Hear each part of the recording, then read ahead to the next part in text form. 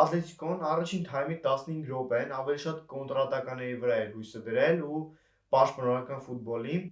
իսկ Բարսելոնան ավելի տենց գնդակ էր պահում, դրա համար առաջին 15 րոպեներին Բարսելոնայի տենց գնդակի բանը, որ գնդակը մեր մոտ էր 60-ից 70% էր։ Նաև 14-րդ րոպեին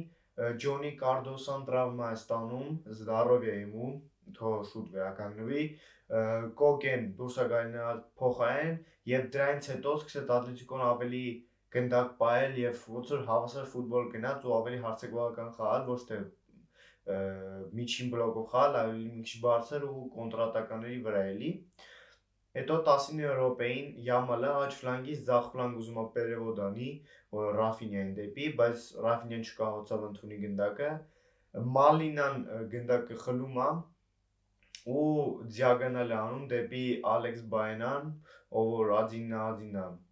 դուրս գալիս, իհարկե ինչքան է բան չլինի, Կուբարսին չկարողացավ պահել ավսայդնի լավուշկան, այսինքն փակեց ավսայդնի լավուշկան, եւ Ալեքս Բայենան գնաց եւ գոլ խփեց, Ժոա Գարսիան չկարողացավ օգնի։